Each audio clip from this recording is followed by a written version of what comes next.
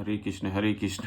CTET 2022-23 में Kanhaiya ji CTET channel में आपका स्वागत है। आज हम आप लोगों के लिए अलंकार लाए हैं, जो एक दो क्वेश्चन हर सीटेट में रहता ही रहता है। एक बार आप पढ़ लीजिए अलंकार, इसके बाद अलंकार आपसे नहीं छूटेगा। अलंकार का जो अर्थ होता है, अलम जोड़ कार से बना हुआ होता है। तो अलम का जो अर्थ होता है आभूषण, कार का जो अर्थ होता है वो करने वाला। अलम का अर्थ आभूषण या सजावट और कार का अर्थ होता है करने वाला, अर्थात जो अलंकृत करे वही अलंकार कहलाता है ना। जैसे मान लीजिए अगर रूम को हम सजा लें या कोई महिला सज जाती है, सजावट कर लेती है, तो अलंकार नहीं कहलाएगा। तो कहलाएगा क्या?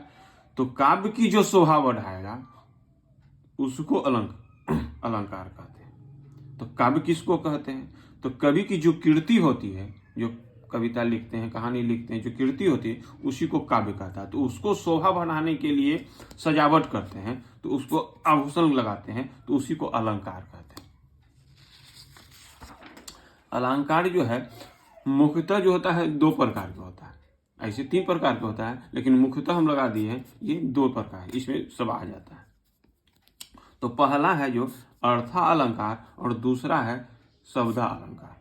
अलंकार मुख्यतः दो भेद होते हैं, अर्था अलंकार और शब्दा अलंकार। अब देखिए इसको एक एक करके। अर्था अलंकार में पहला जो आता है वो उपमा अलंकार आता है। उपमा अलंकार जब पंक्ति में योजक चिन्ह इस तरह डैश रहेगा आए तब और शब्द में सा सी से सरिस आए, तो उसको हम कहेंगे उपमा अलंकार। जैसे मुख चंद्रमा सा सुंदर, अब देखिए वो योजक चिन्ह आ गया, सा लगा हुआ है, तो इसको कहेंगे हम उपमा अलंकार। कर कमल आ गया योजक चिन्ह डैश, सा कोमल है, तो इस तरह से हम कहेंगे उपमा अलंकार। उपमा अलंकार जब पंक्ति में योजक चिन्ह डैश वाला जी चिन्ह रहता है और उसके बाद क्या है सा सी से रहे सरिस आए, तो उसको हम कहेंगे उपमा अलंकार। ठीक है। अगला है रूपक अलंकार। जब पंक्ति में केवल योजक चिन्ह आए और सा सी न आए, जब पंक्ति में केवल योजक चिन्ह आए और सा सी न आए, तो उसको कहेंगे रूपक अलंकार। देखिए मैया मैं तो चंद्र, चंद्र के बाद है योजक चिन्ह, खिलौना ले हो, सा सी नहीं है, तो इसको हम कहेंगे रूपक अलंकार। चरण योजक चिन्ह है, कमल बंदो हरियाई, तो इसमें देखिए योजक चिन्ह है लेकिन सा सी नहीं लगा हुआ है, तो इसको हम कहेंगे रूपक अलंकार। अगला है उत्प्रेक्षा अलंकार। अर्थालंकार में ही अगला क्या है? उत्प्रेक्षा अलंकार। यदि पंक्ति में मनु जनु मनहु मानो जानो ज्यों त्यों आदि आता है, वहां उत्प्रेक्षा अलंकार होता है। यदि पंक्ति में मनु जनु मनहु मानो जानो ज्यों त्यों आदि आता है, तो वहां क्या होता है? उत्प्रेक्षा अलंकार होता है। जैसे देख लीजिए, ले चला साथ में मुझे कनक ज्यों, आ गया ज्यों, भिक्षु को लेकर स्वर्ग, तो ज्यों जैसे ही आ गया, तो इसको हम कहेंगे उत्प्रेक्षा अलंकार। नेत्र मानो कमल है, नेत्र मानो कमल है, तो देखिए मानो आ गया, तो इस तरह का अगर वर्ड में आएगा, लाइन में आएगा, सेंटेंस में आएगा, तो उसको कहेंगे उत्प्रेक्षा अलंकार। उत्प्रेक्षा अलंकार।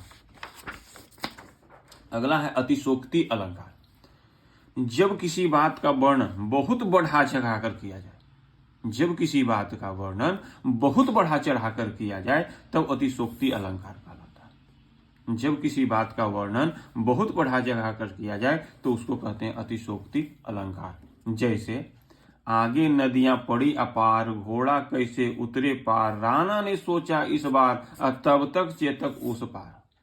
बढ़ा चढ़ा कर बोला जा रहा है। देख लो साकेत नगरी है,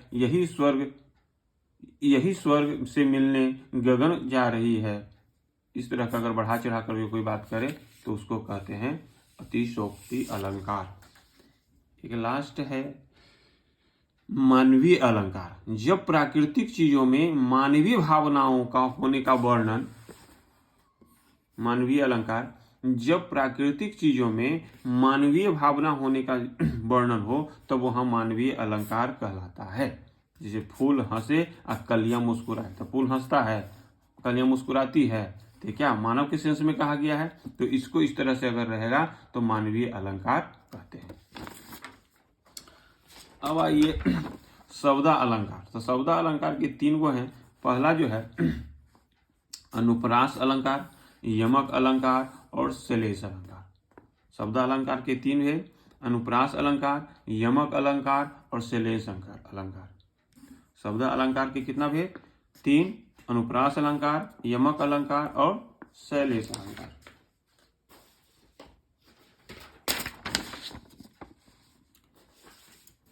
अनुप्रास अलंकार, वर्ण वर्ण किस तो क ख ग घ इस तरह से बार बार आए तो उसको हम कहते हैं अनुप्रास अलंकार।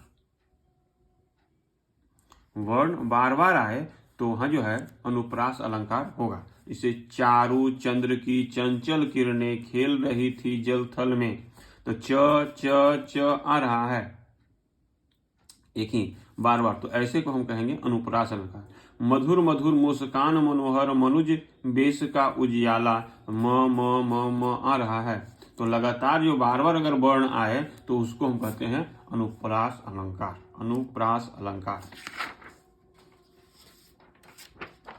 अगला है यमक अलंकार।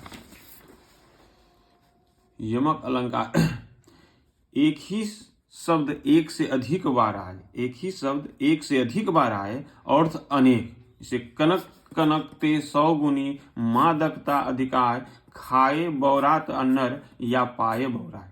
कनक का यहाँ अर्थ सोना से भी है, और कनक का अर्थ जो है वो धतुरा से है, यानी सोना पाके भी बौड़ा जाता है आदमी, और कनक धतुरा खाएगा तो उससे भी नशा आ जाता है, यानी दोनों से नशा। यानी कनक कनक कनक का 200 बार अर्थ किया है, लेकिन अर्थ जो है अलग अलग आ रहा है। तो ऐसे जो अगर रहेगा तो उसको यमक अलंकार कहते हैं। 3 बार खाती थी 3 बार खाती है, देखिए अलग अलग अर्थ आ रहा है, तो है एक ही चीज लेकिन अर्थ अलग अलग आता है, तो उसको कहते हैं यमक अलंकार। अगला लास्ट है शैलेश अलंकार। एक शब्द के अनेक अर्थ, एक शब्द के अनेक अर्थ होता है। रहीमन पानी राखिए बिन पानी सब सुन, पानी गए न उबरे मोई मानस सुन चून। पानी का पहला जो अर्थ है मनुष्य के संदर्भ में, इसका मतलब होता है विनम्रता से। रहीम कह रहे हैं कि मनुष्य में हमेशा विनम्रता यानी पानी होना चाहिए। पानी के दूसरा अर्थ जो है आभा तेज चमक के है, जिसके लिए बिना मोती कोई मूल्य ही नहीं, चमक के बिना कोई मोती का मूल्य ही नहीं है। तो ऐसा अगर जो रहेगा तो उसको हम कहेंगे शैलेश अलंकार। अगर आपको थोड़ा सा भी अच्छा लगा हो मेरा वीडियो तो इसको थोड़ा सा लाइक कीजिए और सब्सक्राइब कीजिए। धन्यवाद। हरे कृष्णा हरे कृष्णा।